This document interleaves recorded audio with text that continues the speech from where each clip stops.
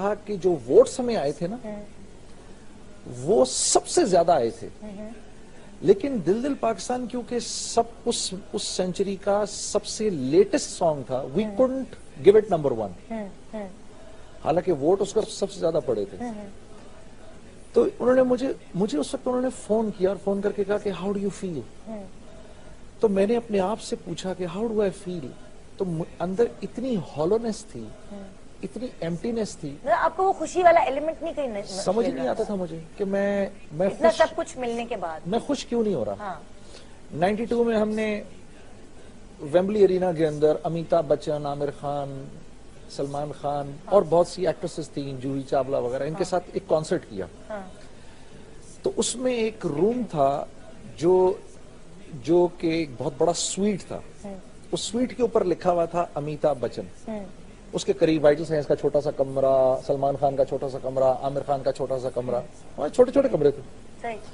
تو وہ جو اپنا کیا کہتے ہیں اسٹیج ڈائریکٹر تھا وہ ہمارے پاس آیا کہ بھئی آپ کو سب کو امیتابھ بچن نے بلایا۔ تو ہم جب گئے نا اس کے کمرے کو انٹر کیا تو ایسے لگا کہ جیسے کسی محل میں آ گئے، ایکٹرز، انڈین ایکٹرز بھی، وائٹل سائنس بھی، سب۔ تو کیونکہ وہ ہمارے شو کے سب سے سینئر آرٹسٹ تھے، مین ایکٹ تھے، تو انہوں نے ہم کو سب کو ایسے بٹھا دیا اور ہمیں سمجھانے لگے کہ پروگرام کیسے کرنا ہے۔ تو جو انٹرسٹنگ بات تھی نا وہ یہ کہ مجھے یاد تھا ان کے کمرے کے باہر ایسے لکھا ہوا تھا امیتابھ بچن، بہت بڑا سویٹ۔ تو اس کو انٹر کرتے ہوئے مجھے ایسے خیال آیا کہ کیا کبھی ایسے ہو سکتا ہے کہ اس سویٹ کے باہر تمہارا نام لکھا ہوا ہو، وائٹل سائنس لکھا ہوا ہو یا جنید جمشید لکھا ہو۔ پھر میرے دل نے ایسے ہنس کے کہا کہ کہاں میں اور کہاں امیتابھ بچن۔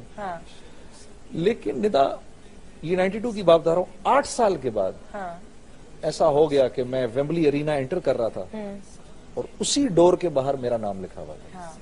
جب میں اس ڈور میں انٹر کر گیا تو میں نے کہا میں خوش کیوں نہیں ہوں، تو کوئی خوشی ہونی چاہیے نا، یہ تو خواب تھا 8 سال یہ پہلے، تو 8 سال پہلے کا میرا خواب تھا۔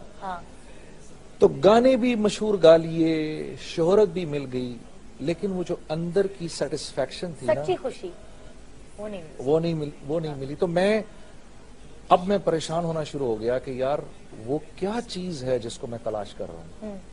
وہ چیز مجھے ایک دوست سے میں نے کہا کہ یار میں بس مجھے وحشت رہتی ہے، مجھے خوشی کیوں نہیں مل رہی۔ کبھی آپ نے اپنے ساتھیوں کے ساتھ ذکر کیا، سلمان کے ساتھ، ان لوگوں کے ساتھ میں ذکر کرتا تھا تو مجھ سے کہتے تھے نہیں یار ابھی ہم نے اور آگے جانا ہے، ابھی ہم نے اور آگے جانا ہے۔ ندا میں نے کبھی پاکستان کا نمبر 1 سنگر بننے کی خواہش نہیں تھی میرے دل میں، میرے دل میں ہمیشہ خواہش تھی دنیا کا نمبر 1 بننے کی، ٹھیک ہے نا۔ پاکستان، ہاں میں بہت ایمبیشس تھا، مطلب میں یہ سمجھتا ہوں کہ میرے میں ٹیلنٹ، میوزیکل ٹیلنٹ نہیں تھا اتنا، لیکن ایک چیز جو میں نے شعیب سے سیکھی تھی نا وہ فوکس سیکھی تھی کہ ہم چاروں میں، روہیل شہزاد، جب سلمان تھے ساتھ میں وہ بھی، نصرت تھے ساتھ میں وہ بھی، رضوان بھی، ہمیں شعیب نے فوکسڈ ہونا سکھایا کہ کسی چیز کے لیے فوکسڈ ہو کے کام کیسے کرتے ہیں۔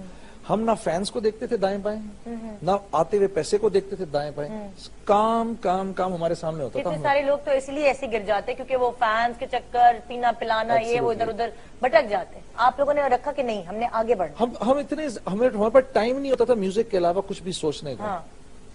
لیکن میوزک سے مجھے 10 12 15 سال ہو گئے تھے، مجھے وہ کچھ مل نہیں رہا تھا جس کی مجھے تلاش تھی، اور وہ انر پیس تھا، ٹھیک ہے۔ خدا کو اللہ جانے کیا منظور تھا، میری مولوی طارق جمیل صاحب سے ملاقات ہو گئی۔ وہ کب ہوئی؟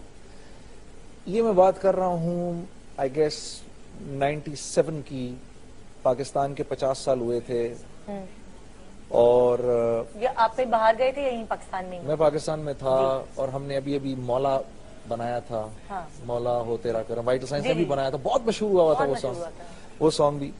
اچھا وہ سانگ بنایا ہم نے، مولا تیرا کرم، وہ اچھا، اور وہ بھی ایک اندر سے ایک فیلنگ تھی کہ یا اللہ کچھ تو کر، اندر سے کچھ کر، مجھے تو نے سب کچھ دے دیا ہے لیکن تو نے مجھے وہ کیوں نہیں دیا جو میں ڈھونڈ رہا ہوں۔ تو میں نے مولوی طارق جمیل صاحب سے جا کر ملا تو میں نے کہا کہ میرے پاس سب کچھ ہے جو ایک پاکستانی نوجوان جس کا سوچ بھی نہیں سکتا، تو میں اندر سے بے چین کیوں رہتا ہوں پھر بھی۔ تو کہنے لگے کہ تمہیں چوٹ لگی ہے سیدھے گھٹنے پر اور تم مرہم لگا رہے ہو الٹے گھٹنے پر۔ میں نے کہا جی وہ کیسے؟ کہنے لگے دیکھو اللہ نے انسان کو 2 چیزوں سے بنایا ہے، ایک جسم مٹی سے بنایا ہے اور روح آسمان سے آئی ہے، اور سکون چین کا تعلق روح سے ہے، جسم سے نہیں ہے۔ تو تم اپنے جسم کو تو اس کی خوراک دے رہے ہو، کیونکہ جسم مٹی سے تو اس کی ساری خوراک بھی مٹی میں، ٹھیک ہے نا، کپڑے جو ہیں وہ بھی مٹی سے، کھانا وہ بھی مٹی سے، اور گھر میں جس میں رہتے ہو وہ بھی مٹی سے، بھائی بہن عزیز رشتہ دار یہ بھی مٹی سے. روح اللہ کا امر ہے، یہ آسمانوں سے آئی ہے، اس کی غذا بھی آسمانوں پر ہے، زمین میں نہیں ہے. تو میں نے کہا تو روح کی غذا کیا ہے؟ روح کی غذا تو موسیقی ہے. کہنے لگے نہیں، روح کی غذا موسیقی نہیں، موسیقی تو نفس کی غذا ہے، ٹھیک ہے نا. روح کی غذا تو اللہ قرآن میں بتاتے ہیں الا بذکر اللہ تطمئن القلوب، کہ اگر تمہیں اپنے روح کی غذا چاہیے تو اس کے لیے تمہیں مجھ سے دوستی کرنی پڑے گی. تو میں نے کہا روح کی غذا کہاں ہے؟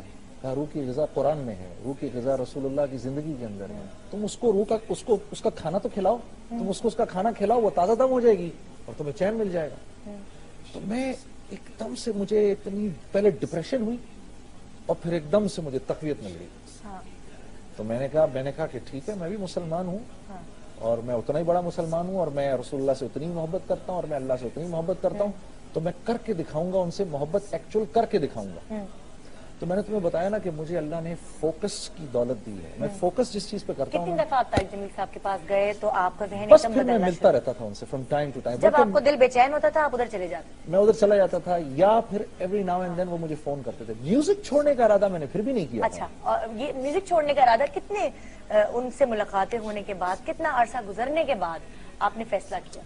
3-4 سال کے بعد. 3-4 سال کے بعد. کیونکہ میوزک بنتی ہے اس وقت جب میوزک بنانے کی فائر ہو اندر، ٹھیک ہے نا، میوزک بنانے کی فائر ہو. میں، رحیل، شہزاد، شعیب، سلمان، نصرت، ہم سوتے جاگتے میوزک تھے. تم حیران ہوگی تو میں تمہیں بتاؤں، ابھی میں بتاؤں گا تو تم ہنس پڑو گی کہ وائٹل سائنس کے کچھ مشہور ترین گانے، ان کی ٹیون مجھے خوابوں میں آیا کرتی تھی. تو میں اٹھتا تھا اور زبان سے ایک دم وہ ٹیون نکالنے لگتا تھا جو مجھے خواب میں آتی تھی، ٹھیک ہے. اور رائٹ پہ تو میرے گٹار پڑا ہوتا تھا. میرا نیند کی حالت میں، میرا نا آدھی نیند کی حالت میں میرا ہاتھ ایسے گٹار کی طرف جاتا تھا، اور میں بستر پہ لیٹا ہوتا تھا اور گٹار یوں کر کے میں اٹھا لیتا تھا، اور لیٹے لیٹے جو بنایا ہوتا تھا نا، خواب میں سوچا ہوتا تھا، اس کو بجانا شروع کر دیتا تھا اور اس کو گنگنانا شروع کر دیتا تھا.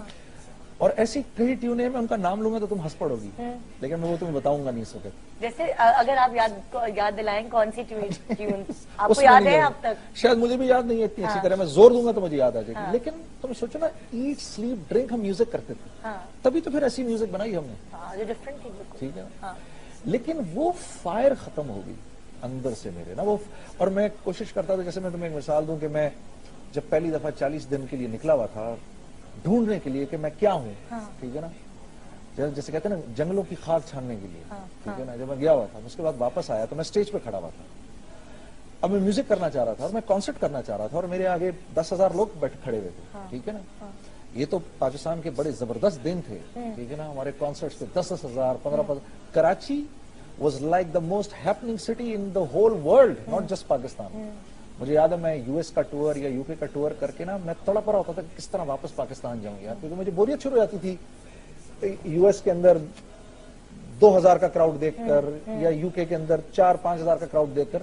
ہمیں تو 10-10 12-12 20-20 ہزار کے کراؤڈ کی عادت تھی. لاہور گئے آپ نے اتنا بڑا شو کیا، کراچی گئے اتنا بڑا شو کیا.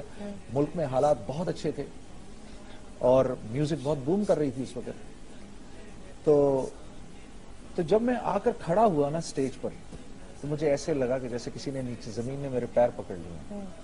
میرے سے پیر نہیں اٹھ رہا تھا، ٹھیک ہے. معین بھائی ہمارے کمپیئر تھے، یا میرے خیال ہے ہما ہماری کمپیئر تھی. تو وہ ایسے بات کرتے کرتے نا میں اسٹیج پہ کھڑا ہوا اور میرے میوزیشنز میوزک بجا رہے تھے. تو مجھے شاید یاد ہے، ہاں ہما تھی یا کوئی، تو ایسے پیچھے سے آئی، مجھے پیچھے سے آواز آئی نا، جنید. تو مجھے ایسے لگا کہ مجھے کوئی آواز دے رہا ہے، کہ آسمان سے آ رہی ہے، کہاں سے آ رہی ہے؟ پیچھے سے مجھے آواز دے رہی ہے، جنید میوزک بج رہا ہے، شو ہو رہا ہے، میوزک بج رہا ہے. کہ میں ہوش میں آ گیا. Please Junaid, you are standing on the stage, کسی نے مجھے کہا پیچھے سے. تو میں نے اپنے میوزیشنز کو دیکھا تو وہ مجھے شکل دیکھ رہے کہ اس کو کیا ہو گیا. لیکن پھر میرے سے میوزک ہوئی نہیں، وہ فائر ختم ہو گئی. اور میں یہ چینج جو آپ کے اندر آ رہا تھا آہستہ آہستہ، کہ آپ کے ساتھیوں نے محسوس کرنا شروع کیا، سلمان نے، رویل نے، ان سب لوگوں نے محسوس کرنا شروع کیا. مجھے اصل کیا کہتے تھے یہ کبھی آپ کو اس جس پاتھ پر آپ جا رہے تھے اس سے کبھی ہٹاتے تھے، جس ٹریک سے؟ نہیں، دیکھو وہ بلیو کرتے تھے کہ ہم جو کر رہے ہیں نا وہ ایک اچھی چیز کر رہے ہیں، اور میں اس کو ڈسپیوٹ نہیں کر رہا کیونکہ ہم کرنے کو تو ایک نیشنلسٹک فیلنگ تھی ہماری. دیکھو وائٹل سائنز ایک بڑا نیشنلسٹک بینڈ بالکل ٹھیک ہے نا, اور ہم نے اپنے فینز کو حب الوطنی, ملک سے پیار, ملک سے محبت, اس کا بڑا ہم نے درس دیا ان کو. شعیب نے اس میں بہت مرکزی کردار ادا کیا ٹھیک ہے نا, اور شعیب نے ہمیں موٹیویٹ کیا, شعیب نے ہمیں ڈائریکشن دیا کہ دیکھو اس ڈائریکشن پہ جاؤ. مجھے لوگ کہتے تھے, میں بی بی سی کو انٹرویو دے رہا تھا تو بی بی سی نے کہا کہ you are the Beatles of the east, تو میں نے کہا no, we are not the Beatles of the east, we are the Vital Signs of Pakistan. Why? Because Beatles نے تو اتنی بڑی نیشن کو ڈرگز میں لگا کر اور ہپیزم میں لگا کر تباہ کر دیا تھا.